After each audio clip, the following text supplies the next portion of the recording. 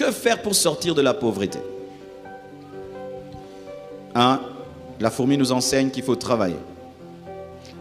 La fourmi nous enseigne qu'il faut être sage. La fourmi nous enseigne qu'il faut travailler sans être poussé par un chef. La fourmi nous enseigne qu'il faut préparer le futur dans le présent. La fourmi nous enseigne qu'il faut investir aujourd'hui pour avoir demain. La fourmi nous enseigne qu'il ne faut pas dormir tant que tu n'as pas préparé le futur. Nous allons à l'école pour être riches, mais il n'y a pas le cours de la richesse. Et on va t'apprendre les Nils dont tu n'auras même pas besoin pour être riche.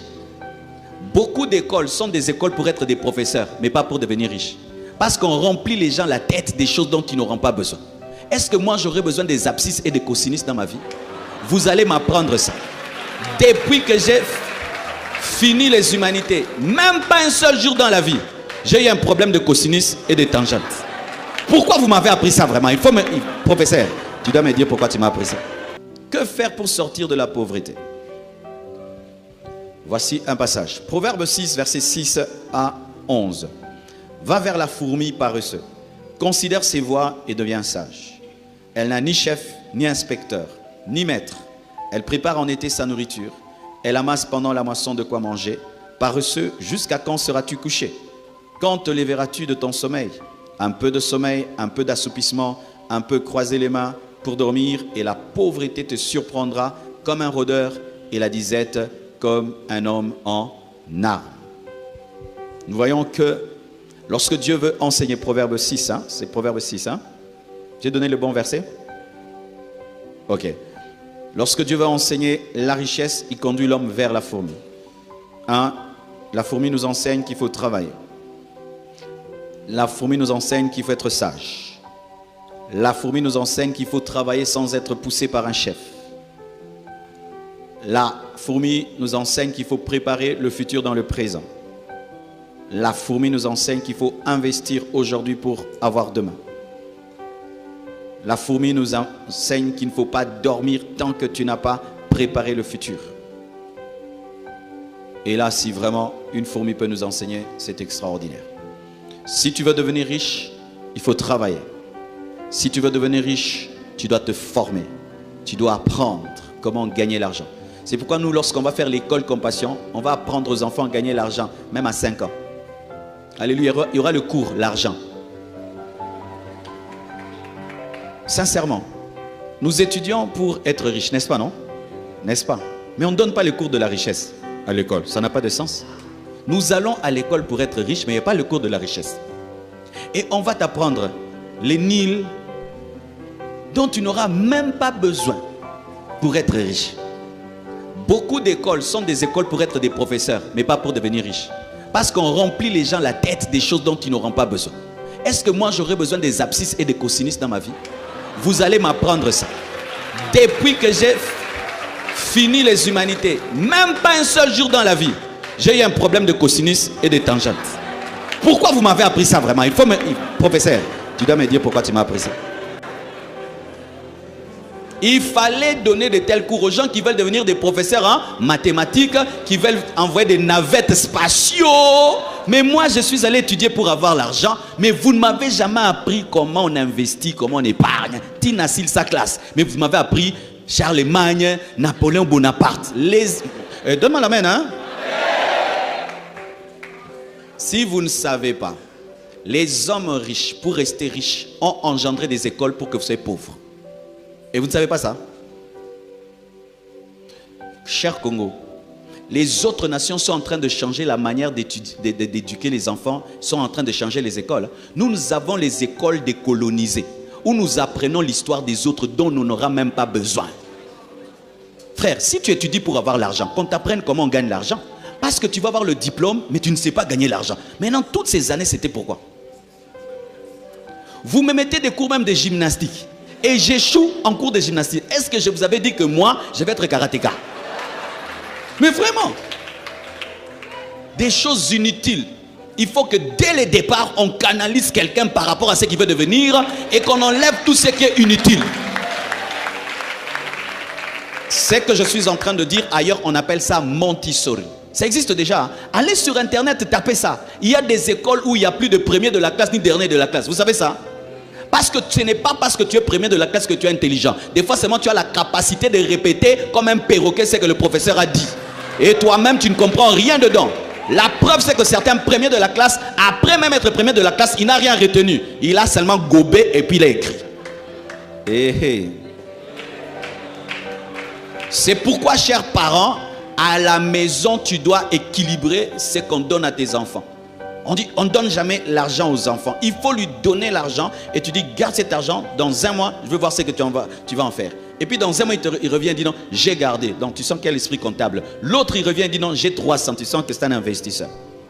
Mais certains devaient être des professeurs. C'est dit, toi, tu dois connaître toute la géographie, toute l'histoire. Tu dois tout connaître parce que toi, tu vas donner cours. Mais moi, je n'ai pas la passion de donner cours. Moi, je vais être un grand homme d'affaires. Mais apprenez-moi comment je vais gagner l'argent précisément aussi au Congo. Ne me donne pas un cours de quelqu'un qui va vivre aux États-Unis alors que je n'ai pas le projet d'y aller. C'est pourquoi la Chine s'est développée et l'Inde est en train de se développer parce qu'ils donnent des cours par rapport à la vision de la nation. Alléluia. Donc, chers frères et sœurs, il faut que tu te formes par rapport à l'argent. Et si tu n'en as jamais reçu, il y a des livres, il y a des cours, même sur Internet, sur YouTube, qui apprennent comment tu peux devenir riche. Parce que tu peux vouloir devenir riche, mais tu n'as pas l'intelligence financière. Te former, aussi patienter, persévérer, être excellent, être différent. Tu vends des beignets, moi aussi je vends les beignets. Mes beignets sont parfumés, j'aurai plus de clients que toi. Tu as un restaurant, j'ai un restaurant. Dans mon restaurant, quand on fait la commande, après 10 minutes, on est servi. Chez toi, après 1 heure, j'aurai plus de clients que toi. Tu viens dans mon restaurant, moi je salue mes clients, mais toi tu ne les salues pas, j'aurai plus d'argent que toi. Chez toi il y a des mouches, chez moi il n'y en a pas, j'aurai plus de clients que toi. L'excellence. Aussi, pour être riche, tu dois apprendre à donner. Alléluia. Apprendre à donner. Car l'argent, avant d'être un papier, est un esprit. Et si l'argent te domine, il ne viendra pas dans ta vie. Mais si tu domines l'argent, tu ordonneras l'argent, l'argent viendra. Aussi, tu dois faire une alliance avec Dieu. Seigneur, si tu fais de moi un homme riche, voici ce que je ferai pour toi. Il faudrait que Dieu trouve sa part dans ta richesse. Alléluia. Il faut que tu fasses une promesse. Seigneur, je te promets, je ferai ceci, je ferai cela. Je crois le pasteur Mohamed, nous a parlé d'un homme qui est arrivé jusqu'à donner à Dieu 90% de tout ce qu'il avait. Alléluia. Dieu doit avoir sa part dans ta richesse. Parce que Dieu ne peut pas t'enrichir pour t'enrichir. Tu dois être riche pour lui. Alléluia. Tu dois avoir une motivation pure pour être riche. Si tu veux être riche seulement pour Omel Sabatuma Inatonga, alors Omel Sabisote. Ah oui, ne deviens pas riche pour rendre les gens jaloux. Je vois beaucoup de gens aujourd'hui veulent devenir riches pour rendre les autres jaloux. Il achète une voiture, il met sur Instagram. Il construit une maison, il met sur Instagram. Il achète des chaussures, il met sur Instagram. Donc toi, tu deviens riche pour que les gens aient des cauchemars. Mais oui, pour rendre les gens jaloux. Pendant même que tu achètes la voiture, tu ne penses même pas au bonheur que tu auras. Tu penses à la jalousie que tu vas créer. Hey, na chicoté. Tu as une mauvaise motivation. Cherche à être riche pour devenir une source de bénédiction. Cherche à être riche pour soutenir l'œuvre de Dieu, pour aider les pauvres, pour servir à la gloire de Dieu. Qu'au travers de toi, qu'on sache qu'on peut devenir riche sans voler, ni toucher à la magie, ni à l'occultisme. Être une source de motivation et être un modèle pour des générations. Alléluia. Tu dois avoir une motivation pure lorsque tu veux être riche. Aussi, tu dois être un stratège. Tu dois être un stratège. Parce que c'est un monde de la concurrence. Si tu es dans les affaires, tu dois avoir de l'intelligence, tu dois avoir de la sagesse. Je donne un exemple. Tu vas au Sénégal et tu investis dans la charcuterie. Comme ils sont musulmans, ils ne vont pas acheter et tu seras pauvre. Il n'y a pas de démon, tu n'as pas de sagesse. Alléluia. Tu vas dans un endroit, leur culture, ils ne portent pas des chaussures, ils aiment porter des babouches, et puis tu emmènes là-bas des chaussures, et ben ça va échouer, pas parce que tu es maudit, mais parce que tu n'as pas étudié ton terrain et ton marché. Alléluia.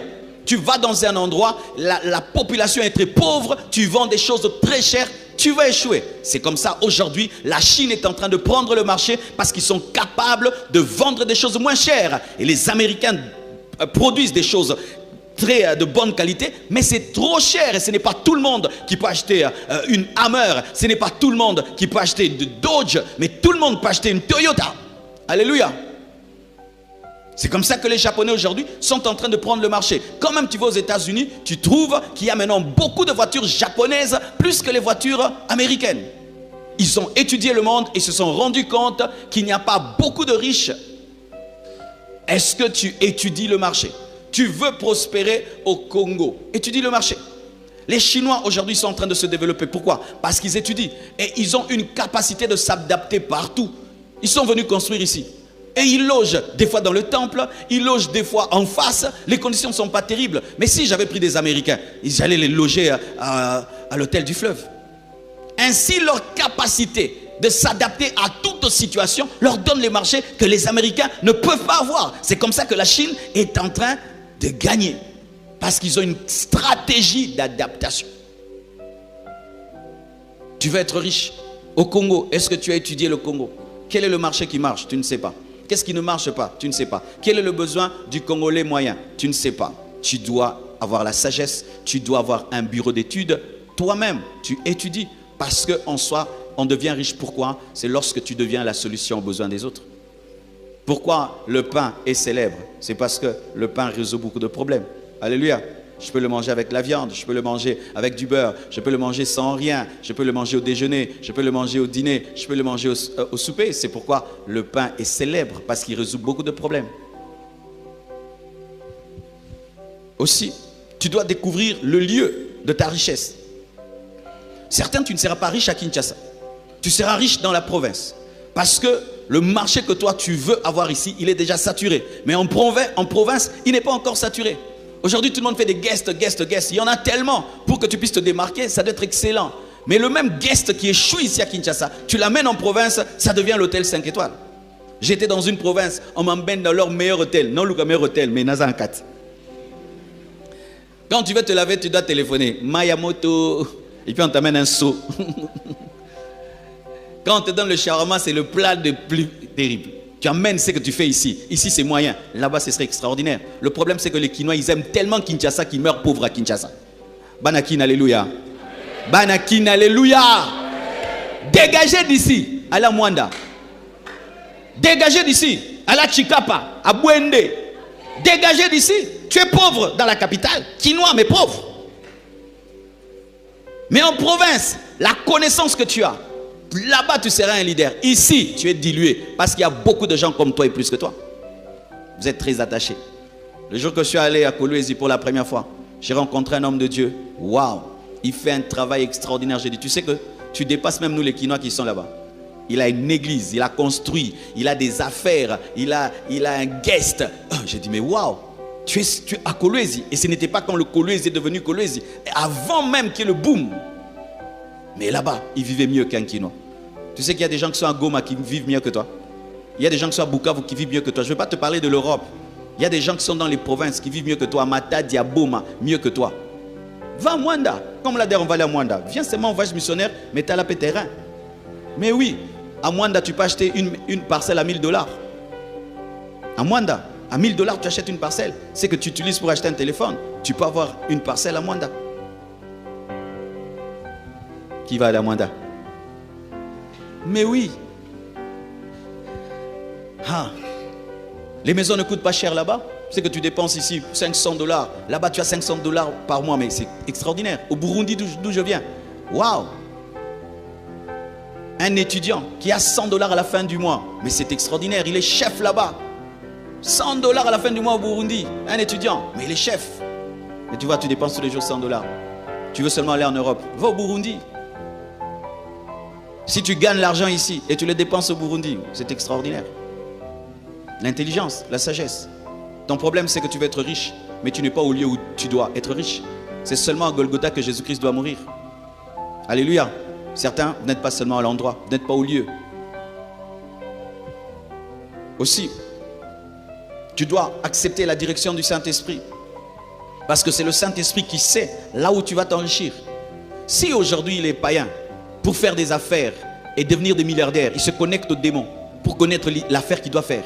Toi, le chrétien, tu dois te connecter au Saint-Esprit. Ce n'est pas parce que tu es dans les affaires que tu ne dois pas écouter Dieu. Les pasteurs seulement écoutent Dieu. Non, les hommes d'affaires aussi doivent écouter Dieu. Tu peux avoir la révélation de l'affaire du siècle. Tu sens vraiment que cette affaire, et tu es le pionnier. Lorsque les autres viennent, tu as déjà maximisé. Écoutez aussi le Saint-Esprit dans le domaine des affaires. Le problème, c'est que souvent, les Congolais, nous ne sommes que dans l'imitation. Nous attendons que les autres fassent et puis tout le monde fait. Cabine, cabine, cabine, cabine, cabine, cabine. Si quelqu'un commence à côté là, billard, billard, billard, billard, billard, billard. Maintenant, c'est quoi bar avec télévision qui montre Barcelone-Real. Tout le monde Barcelone-Real, télévision, télévision, bar avec télévision. Tout le monde commence à faire des bars là, en hauteur là. Vous appelez ça quoi? Sous les balcons, des choses comme ça là. Tout le monde, des bars en hauteur, en hauteur, en hauteur. Guest house, tout le monde, guest house, guest house. Moto, tout le monde moto. On n'a même plus d'endroit pour passer. On est dans les copies, dans l'imitation, au lieu d'être dans l'innovation. Le Saint-Esprit qui donne des nouvelles prédications, il donne aussi des affaires. Alléluia. Écoutez aussi le Saint-Esprit dans ce domaine-là. Et n'oublie pas que toute richesse que Dieu te donne ne doit pas prendre la place de Dieu. Dieu doit demeurer au centre de ta vie. Et s'il demeure au centre de ta vie, il t'élèvera et t'élèvera encore. Acclamons le Seigneur.